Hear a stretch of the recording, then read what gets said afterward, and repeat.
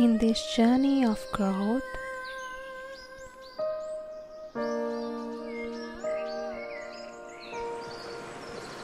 change won't happen overnight. But amidst it all, I remind myself of the most important thing: life. I explore,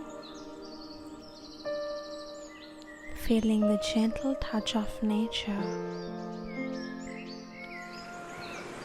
healing myself, even if I haven't reached my goals before the journey's end. I truly lived.